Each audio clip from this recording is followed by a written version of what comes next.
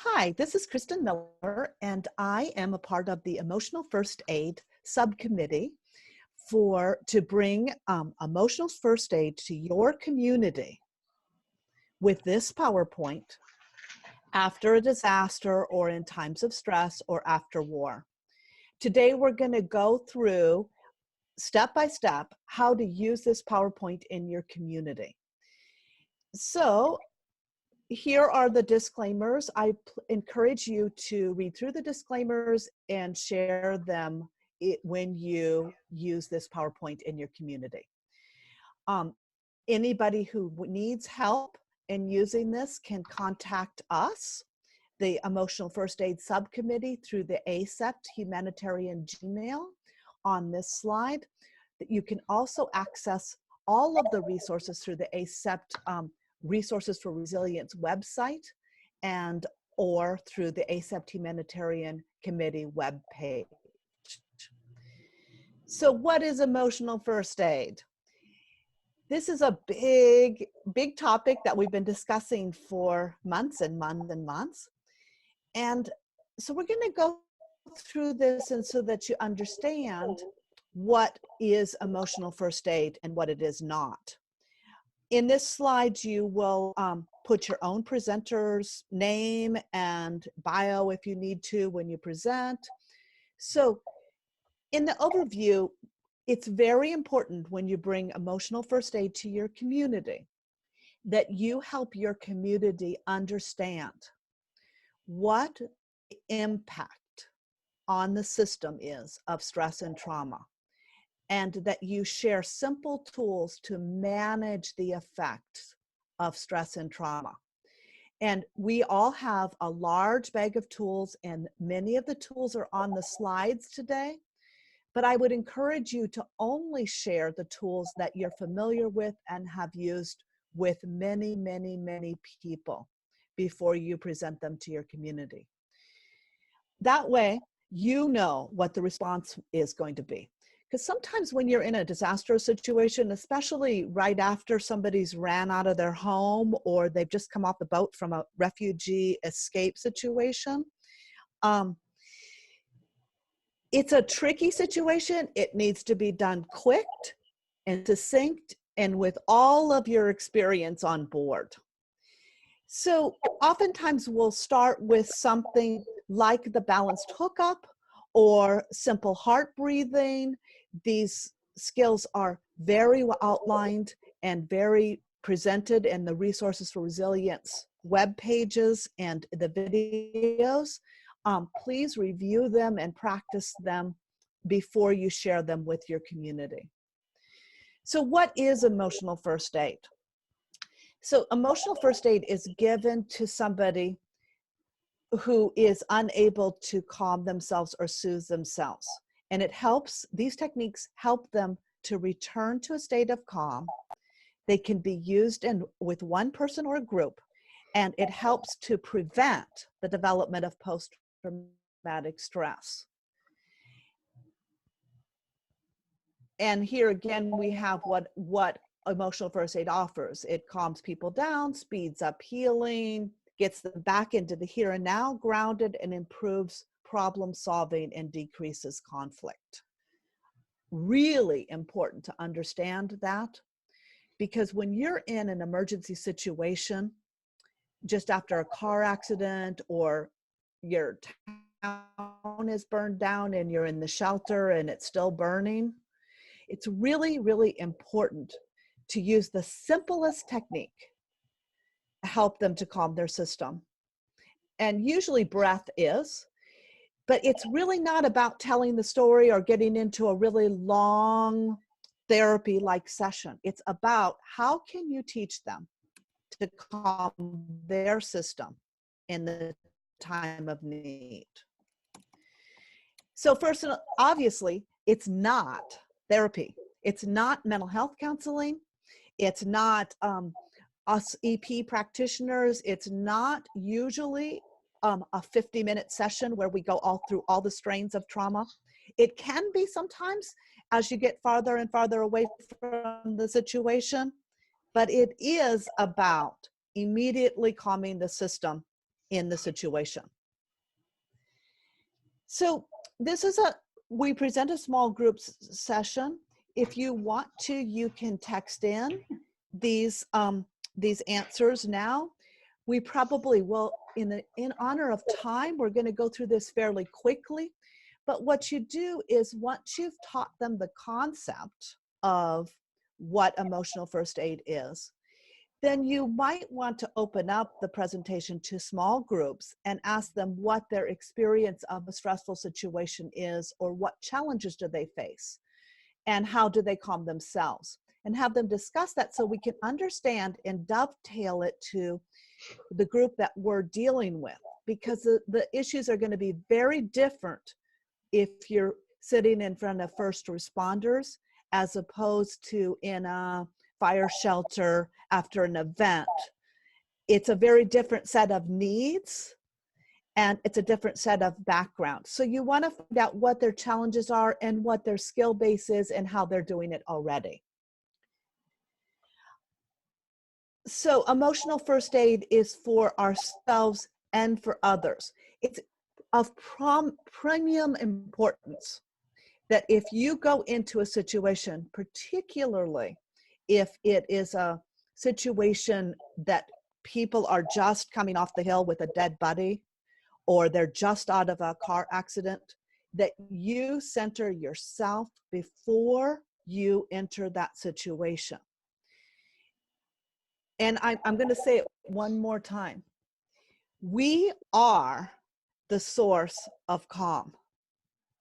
If you come into a situation upregulated and overstimulated, you will derail the situation with your own energy system. So it is very important that you center yourself before you enter. And then you need to be stress and trauma informed. You need to use only the tools that you know how to use, and it's great if you can share it with everybody that you know, everybody that you see. So understanding the body's natural response to stress. Most of us on the call probably know this by heart, but when you're presenting to large groups of people to train them in using these skills, it's very important that you go through this very quickly. And we all know this very clearly, but when there's a stressful situation, or when there's an event that is perceived as being dangerous, the biological system immediately goes into one of, basically it's 3 responses, because flop and freeze are the same response, they're just different angles of the fight and flight response. And what the nervous system does is prepare us to put the fire out, fight, defend ourselves, put the fire out, stand up for ourselves, get the threat out of our field. It prepares us to flee, to run, back away, hide, get out of the situation. In our fires, we got 38,000 people out in 51 minutes out of the west end of town. Freeze, immobility. Freeze can have a tonic state. It's upregulated. It's like tight, tight, tight. You can't move. Everything is tight. Freeze is the preemptive response that gives people a chance for their nervous system to evaluate the chooses to fight, flee, continue to freeze, or flop. Flop is the non-tonic state, plain dead, but actually it's part of the vagal system that actually drops the energy out of the body, and the system goes flaccid, and a huge amount of endorphins are pumped into the system, which are opiate-like substances to prepare somebody for the impact. And then you can go through the how trauma is stored in the mind. Basically, the amygdala and the hippocampus take a snapshot. that snapshot is paired with the body's fight and flight response. It's stored that way, and then it can be re-triggered anytime there's an environmental cue that is anything like that. So sirens now are a trigger for many of people in the fire zones now. And so they hear the siren, the system has paired it with a fight, flight, or freeze response. The system automatically goes into that response without any cognitive thought about it, because the prefrontal cortex is dropped off the map when we go into fight, flight, and freeze. And that's where emotional first aid really comes in, is if we can repair that picture with a calming event. That calming event is now stored with the picture. So automatically, the nervous system will calm itself when it's triggered, and then the trigger is removed.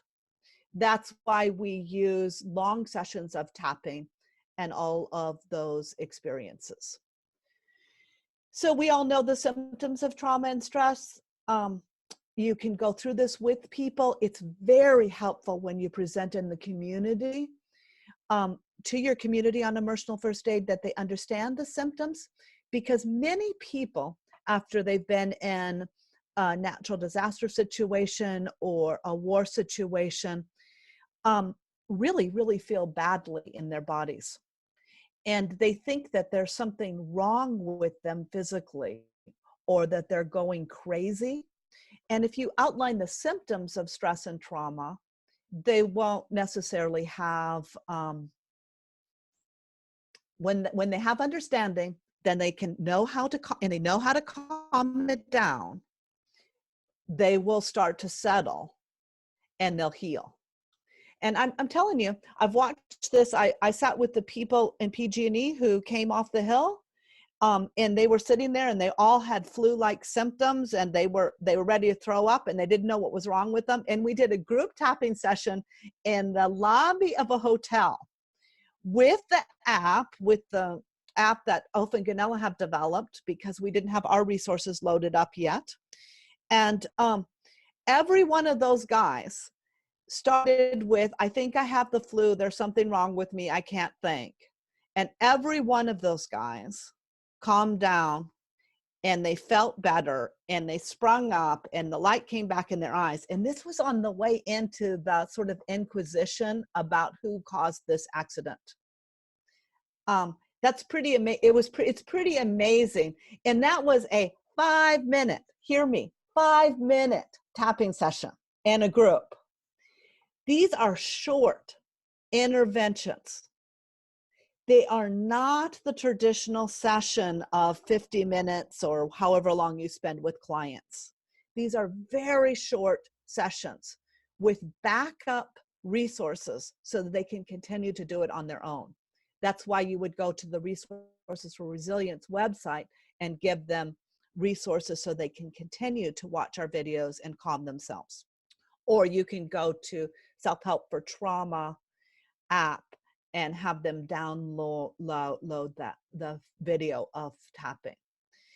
So we know that the impact of stress and trauma, we know the ACE studies, but I just want to reiterate this for a moment, that people who have 4 or more early childhood adverse experiences, ACEs,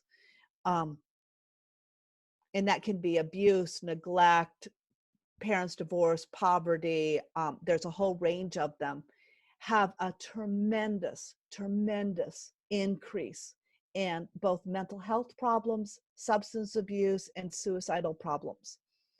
And here's another slide, illicit drugs. These slides are well documented. Please share that with people. The person who is most likely to develop post-traumatic stress disorder after an event is the person who has had an early childhood that is filled with unresolved stress and trauma, that they didn't learn how from their parents to regulate their nervous system in times of stress and trauma. And so they are the most susceptible. These are the people that are coming out on military disabilities. These are the people that don't recover well from fires. So please take some time to review the ACE studies on your own. So be stress and trauma prepared. You know, the reason why we do this, they're really easy to use, they're self-applied, they're easy to share, they're efficient, and they're effective. And I'm telling you, they are efficient and effective. And it takes about the most 5 minutes. Sometimes it's just 3 breaths. And they can go from a completely upregulated system to a completely relaxed, downregulated system and think again. It's that quick. So the 3 steps of emotional first aid are very simple. They need to be attuned to. You need to be aware of them. There's just 3 simple steps: safety, stabilization, and self-regulation. So safety is really simple. Nobody is going to down-regulate, relax, feel safe, be able to process the impact of what their nervous system did if they're still in danger. That would not be good. So find a safe place. So if you're lucky enough to go in to a disaster immediately after it's happened, that's a great intervention. But please, if you can, go in with your partner agencies. Go in through the Red Cross or the Salvation Army or the Veterans Unit or the National Guard or whoever is setting it up, because they provide the physical safety. It's very hard to provide both physical safety and emotional safety on your own, especially when there's 52,000 people in a fire shelter area. So find your partners, find who you can go through. And then we all know about emotional safety. Okay, emotional safety is number 1. It's, can you smile and can you connect with the person? That requires you to be connected with yourself, to be able to breathe and to connect with yourself. It requires you looking them in the eye, and it requires you asking, how can I help you? What do you need help with? And sometimes it is just getting them a bottle of water. And you need to remember that sometimes that is the most regulating thing that you can do. So sometimes in this situation, if there's time and space, we'll use the butterfly hug. I also like the technique that Ulf and Gunilla, we do not have a part of this, but where we tap bilaterally on the chest with all fingers down. Very quick regulatory situation. It helps people to pull in. So after you teach them a couple of techniques, we've now taught them maybe heart breathing and the butterfly hug, and maybe you've taught them chest tapping or the balance hookup. You might have the people practice a little, especially if you're going to send a team out to your community that's going to do this. You really need to give some time to practice the techniques before and after, and some time to talk about would this work for them and where would they fit in, where would they fit this into their outreach. So stabilization is the next step. So we got them safe, we're connected with them, we're looking them in the eye, you're there with them. How can I help you? You're letting them know that the worst is over. The next step is stabilization. Being here now. Easiest way to do that is, what do you see? What do you feel? Getting them here now. They need to know that they're here in this safe place with you. It's safe to be with you. They're not out there someplace. They're here right now, and they're safe right now. You could do this with calm breathing, 4-7-8 breathing, or you can do this if you need to blow off some adrenaline with the stress blowout. Again, you have them do a practice time. So we're still just at stabilization. We're just getting them here now. We're getting them in the space. We're getting them stabled right now. These are all very quick techniques. And then we move into the third stage, which is self-regulation. So in the United States, it needs to be self-regulation. Please do not tap on anybody. Please do not hug people or those things unless you know them really well, because in most states it's against the law to touch our clients. So if you're coming into a shelter, you don't want to be tapping on anybody. Okay, I do it sometimes when I'm in an emergency situation, but I'm really well known in the community and with my community partners. So I oftentimes will do single point tapping if the person isn't conscious enough to tap on themselves. So one of the exercises is the calming hug. This calms the system. The thymus thump gets things up regulated, gets the system, gets them out of flop, gets them, if they're ready to give up the ghost, it gets them out of that. The 4 thumps, we know, mobilizes the system. The wonderful go-to technique, thanks to Open Ganella from the Peaceful Heart Network, is the trauma tapping technique. This is the most easily transferred technique in any kind of emotional first aid situation, because it does not require verbalization, and it's supported with the apps and our videos. So it's very easily translated, and you can leave them with the app on their cell phone if they have the ability to get power. We also have this in our Resources for Resilience pamphlet that you can have access to give out in your community, along with training in emotional first aid. And then again, you have them practice. Okay, these are a couple of quick self-regulation techniques. You have them practice, you see how it is for them. You can do a group practice. You can do an individual practice. You can have them pair off. It doesn't matter how you conduct the practice, but it's of premium important to have the people that you're training practice, especially if they are going to be a part of your force that's going to take emotional first aid to their community.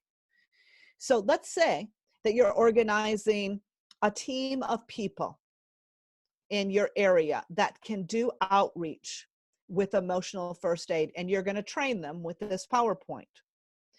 You want to absolutely know that they know how to do this, and they know how to do this in a short form, and that they know how it affects them and how it affects the other person.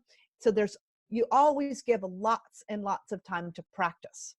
If you are out in the field giving these techniques, you're just going to do the skill with them. You're going to assess where they are, and you're going to do the skill with them. It's really important that as you start, if you choose to work in emotional first aid, which is a much more sort of on the spot, crisis orientated work, it's really important that you walk your walk, that you spend time to do self-care, to choose techniques that support you, to identify stressors and the impact on your body, to build your own stress management routine and to build your community of peers. Okay, if I promise you that if you go into one of these emergency situations and you don't have anybody to talk to about it, you're not going to be well. It's very important to debrief. When I've been out in many, many, many different events, we always at the end of the day debrief. What was hard, what didn't work, what worked, what's going on, what I tried. And you need to debrief with your peers. So I want you to encourage you to spread emotional first aid in your community. And really think about these questions. We're not going to have a huge dialogue today about how you're going to do it, but how will you use these skills with the people you serve? You know, what situations would the skills benefit, and how can you teach simple tools to your peers? This question is something that I have going all the time in my head, 24/7. Here, what is the opportunity? How am I going to spread this? How am I going to give people the skills to calm their system? And we have the R4R pamphlets that you can access through Rachel. We have all the videos on resources for resilience. There is so many different ways you can disseminate these skills, but I'm going to say this. The most effective way is to give them a personal experience in the moment, right then and there. And if you can, lead with an experience. And that experience can be, often Ganella talk about being on a subway. It can be in the national park. I've done it in the national park, at the cemetery. I've done it in every situation, because once they have an experience, they're going to know that it works for them. Create your action plan. So if you're going to go in, like everybody is talking on the humanitarian team about, let's do individual sessions for the new fire that we have down in Sonoma County. So, but it's really important that you need to brainstorm with your community and figure out how your group is going to go in to offer those sessions, or a group session, or if you're going to show up at the Red Cross in the United States, you better be a Red Cross mental health worker, or at least a Red Cross service associate, if you're going to come in to their facilities and offer these skills. It's really important that if you're going to do a large scale outreach and you do not have community partners on board, that you start now in developing relationships with your community partners. So in disasters, our community partners are the Red Cross, the Salvation Army, the Sheriff's Department, the Police Department, the first responders, the Fire Department. In less emergent situations, our community partners are the schools, the churches, the community centers, the county boards. It's very important that you start now if you are going to bring emotional first aid to your community in developing partnerships, so they know who you are, they know what you're going to do, and if you're going to train them to give emotional first aid, you as a team know what you're doing. So questions and answers. Of course, you give them any questions or answers, time to questions and answers, and we're going to come back to this slide in just a minute, so that you can type in your questions if you have some. These are the ACEPT resources that we've outlined. Looks like they're not very aligned on the page, but that's fine. Anyways, this is the website for resources for resilience, finding recovery from abuse, FRIA, the resources for the Peaceful Heart Network. This is the Self-Help for Trauma app that it's available in, I don't know, 38 languages. You can have them download that's on their phone right then in the situation. It's very, very helpful. I can't tell you how many PG&E guys have a cartoon on their phone that they tap with. other resources, these are the video resources. Every technique that's in this training has been recorded. It has its own video. It has its own PDF. If you are going to share this with your community, make sure that you go through the video dozens and dozens of times so that you understand the impact on yourself. We also have huge certification programs that I would totally encourage you to participate in. And these are the certification programs that we run through ACEP and the Peaceful Heart Network. There's many, many more. If you are going to work as an energy psychology practitioner, it's really, really, really good to have full-on long-term training in a certification in the work that you can do. By far, the easiest certification program is through the Peaceful Heart Network, which requires about a 2-hour training and 6 sessions in which you do Google Notes. That's the easiest certification program, and the comprehensive energy psychology is probably the most complex of these training programs. So going back to this questions and answers,